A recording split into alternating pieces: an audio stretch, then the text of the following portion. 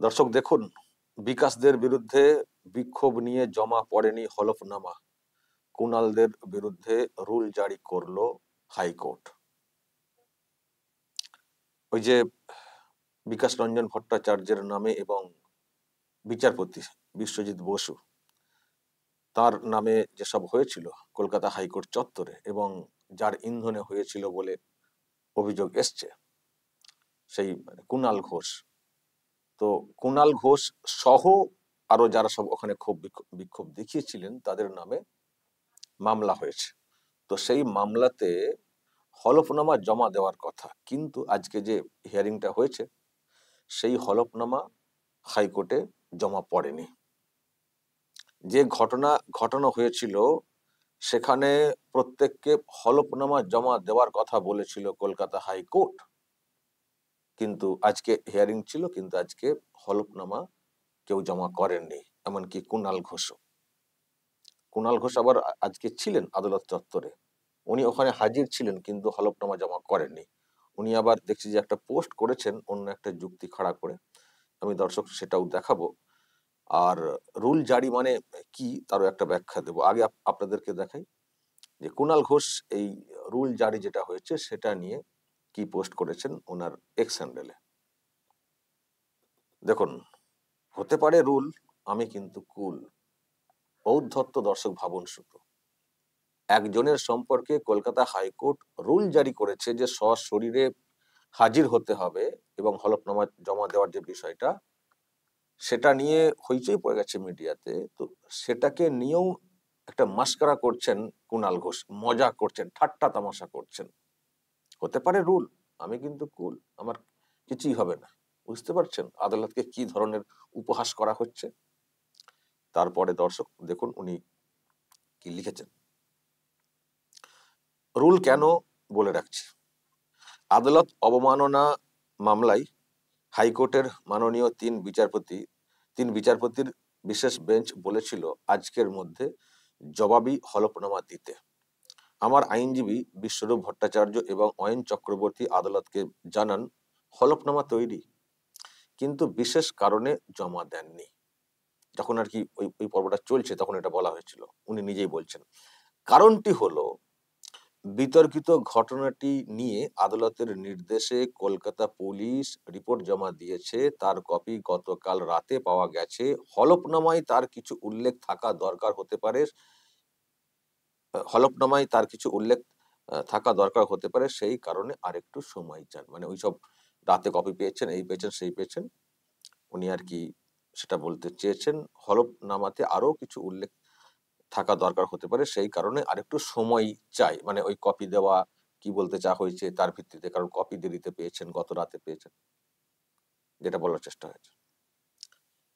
আদালত এরপর রুল জারি করেছেন 26/6/2025-এ। ওয়েট দর্শক, 26/6/2025-এ জবাব সহ সশরীরে কোর্টে থাকতে হবে। বিষয় হলো জবাব তার আগেই জমা পড়ে যাবে, আর কোর্টে থাকা সেদিন সে আমি আজও ছিলাম। আচ্ছা, উনি বলেছেন সে আমি আজও ছিলাম, যে কোনো মামলায় বিশেষত জরুরি দিনে থাকি, 16/6-তেও থাকবো। বিতর্কিত ঘটনায় আমি ছিলাম না। এবার সাফাইটা দেখুন কিভাবে হচ্ছে। বিতর্কিত ঘটনায় আমি ছিলাম না, ওই দিন ওই সময়ে রাজারহাটে নিউজ 18-এর অনুষ্ঠানে শুটিং এ ছিলাম।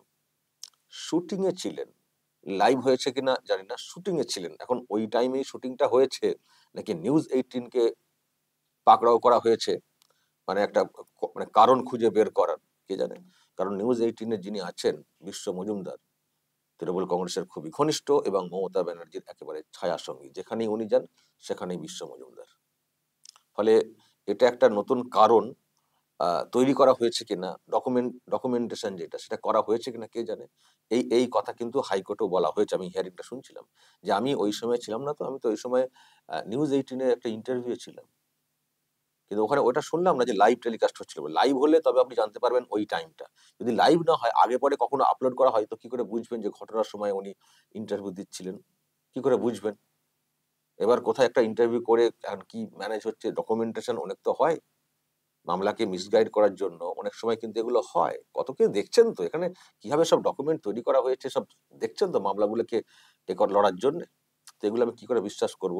কুণাল ঘোষ কি এটা দেখাতে পারবেন যে ওই সময় লাইভ টেলিকাস্ট হচ্ছিল, ঠিক ওই টাইমিং যে টাইমে ক্ষোভ বিক্ষোভ চলেছিল আদালত চত্বরে বিকাশ রঞ্জন ভট্টাচার্যের নামে? তারপরে বিচারপতির ছবিতে পা দিয়ে সে কি মারাত্মক দৃশ্য দর্শক, কখনো দেখিনি যে হাইকোর্ট চত্বরে এই ধরনের বিক্ষোভ হতে পারে। তো টাইমিংটা আমরা কি করে ম্যানেজ করব? টাইমিংটা কি ওরকম ছিল? আমি দেখতে চাই সেটা, দর্শক বলবেন। আর দ্বিতীয় কথা, আচ্ছা তারটা বাকিটা পড়ে দিই। আদালত নিয়ে আপত্তিকর কাজ সমর্থনও করি না। আহ আদালতের উপর পূর্ণ আস্থা আছে। রাজনৈতিক উদ্দেশ্য প্রণোদিতভাবে আমার নাম জড়ানো হয়েছে, কোর্ট বুঝে নেব। কি কোর্টে বুঝে নেব?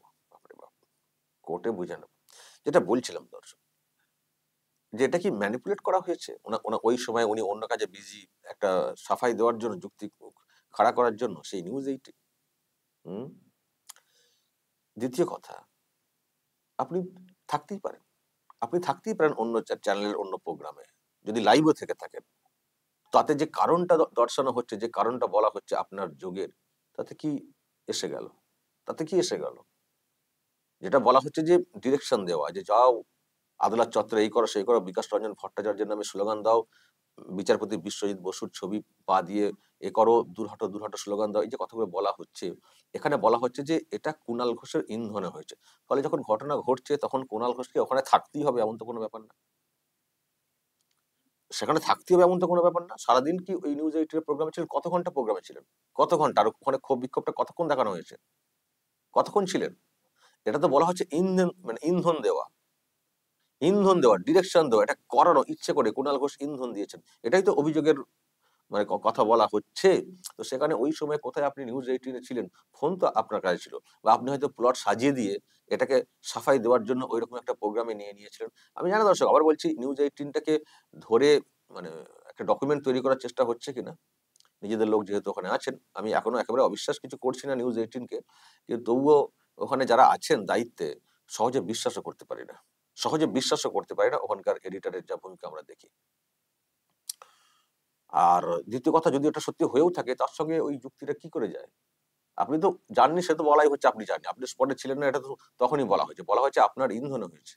তো সেটা আপনি সেট করে, যে কারণ আপনার আগে পরে প্রেস মিটের সব ভিডিও এসছে, ছবি এসছে, সেখানে আপনি বলেছেন যে কথাগুলো ওখানে ওই চাকরি প্রার্থীরা স্লোগান আকারে বলছিলেন, সেই কথাগুলো আপনার মুখ থেকে অনেকবার শোনা গেছে, এবং তাদের সঙ্গে ছবিতে দেখা গেছে, আপনাকে বলতে শোনা গেছে প্রেস মিটে। ফলে এগুলো কি যুক্তি? এগুলো খাটে? আমি জানি না দর্শক কি হয়। রুল জারি করা হয়েছে, রুল জারি মানে হাজির থাকতে হবে, হলফনামার ব্যাপারটা। আর রুল জারি মানে কি? রুল জারি মানে আদালত প্রশ্ন করবে, এই যে আপনি এই করেছেন, বলুন আপনার বিরুদ্ধে কেন শাস্তি দেওয়া হবে না। আসতে তো হবেই সশরীরে। তার সঙ্গে আপনি যে এটা মানে অবজ্ঞা করছেন, অবহেলা করছেন, ঠাট্টা করছেন আদালতের ডাককে, এবার বলুন আপনি যে অন্যায় করছেন তার জন্য আপনাকে কেন শাস্তি দেওয়া হবে না। এটা ওনাকে কাছ থেকে জবাব দিয়ে চাওয়া হবে। এটা বড় ব্যাপার। কুণাল ঘোষকে এবার কাকুতি মিনতি করতে হবে। আমি জানি না কোর্ট কি করবে, শেষ পর্যন্ত। কিন্তু এটুকু আমি বলতে পারি দর্শক, যেভাবে পয়েন্টগুলো আজকে ধরা হয়েছে, এবং যেহেতু এটা আদালতের ব্যাপার এবং বিচারপতির ব্যাপার, বিচারপতির বেঞ্চ কিন্তু খুব কড়া, এটা প্রথম থেকে ডিরেক্টলি কদিনের মধ্যে রুল জারি করে দাও। উনি তো অনেক কিছু করেছিলেন, লন্ডন টন্ডন ঘুরে ঘাড়ে এসে সেখানেও সময় নষ্ট করেছেন, এখনো সময় কিনছিলেন, এখন আবার বলছেন আমাকে 2-3 মিনিট বলতে দেওয়া হোক। বুঝে না, হবে না, যান রুল জারি হয়েছে, অমুক তারিখে আসবে।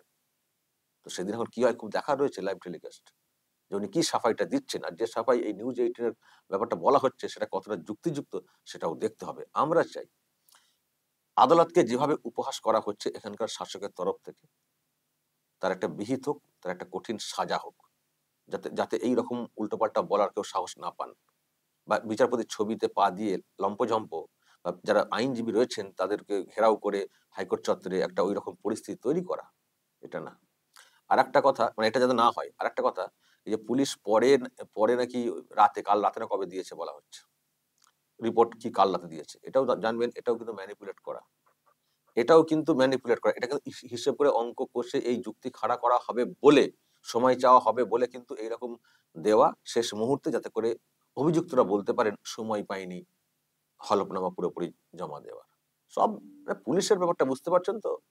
কুণালকে বাঁচাতে মরিয়া চেষ্টা, কারণ এখন তো উনি কাছের হয়ে গেছেন পুলিশ মন্ত্রীর। ফলে দর্শক এগুলো চলছে, কিন্তু কোর্ট তো সব বুঝতে পারছে, তো কোর্টের থেকে তো আমরা একটা ভালো সাড়া চাই যাতে এই ধরনের ঘটনা না ঘটে। তা নাহলে তো কুণাল কেন, অনেকেই তো গালাগাল দেবেন, মানে এটা এস্টাবলিশ হয়ে যাবে যে এরকম বলা যায়, এইরকম বলা যায়। শুধু ক্ষমা চেয়ে নিলে ক্ষমা করে দেওয়াটা এটা না, একটা কিছু দৃষ্টান্তমূলক শাস্তি হোক এরকম ভুলভাল কর্মসূচির জন্য, তবে কিন্তু আমাদের আস্থা নতুন করে ফিরবে। কারণ আমরা প্রচুর এই ধরনের মন্তব্য, যাতা বিষয় কিন্তু আমরা দেখছি, যদি এইরকম চলে তাহলে সাধারণ মানুষের আস্থা নষ্ট হবে, এমনিতেই তো অনেকটা নষ্ট হয়েছে এইসব বিচার আমরা চোখের সামনে দেখতে পাচ্ছি না বলে। তো কোর্টেরও দায়িত্ব নিশ্চয়ই আস্থা ফিরিয়ে আনার। একজন বিচারপতির ছবিতে পা দিয়ে, মানে একেবারে মানে অ্যাক্টিং বিচারপতি, তার ছবিতে পা দিয়ে লম্পজম্প, হ্যাঁ, ছেলে খেলা কথা, এটা কি হচ্ছে? এবার তো মানে এজলাসে ঢুকে গিয়ে মানে এ শুরু হয়ে যাবে, মারধর হয়তো কোনোদিন শুরু করে দিতে পারে, যা সব দেখছি এদেরকে। সুতরাং আমরা চাই কোর্ট একটা কিছু করুক, রুল তো জারি হয়েছে, যেন রুলের বাড়িটাও মারা হয়, যেভাবে মারলে হয় সবক শেখানোর জন্য, সেটা কিন্তু আমরা চাই। দর্শক বলবেন কুণাল ঘোষের এই যে যুক্তি খাড়া করছেন সেটা কতটা যুক্তিযুক্ত, আর কেনই বা এরকম করি বেশি, আর কোর্ট কি করতে পারে, আর আপনারাই বা কি চাইছেন একটু বলবেন দর্শক কমেন্টে, এবং নজর রাখবেন আরামবাগ টিভিতে।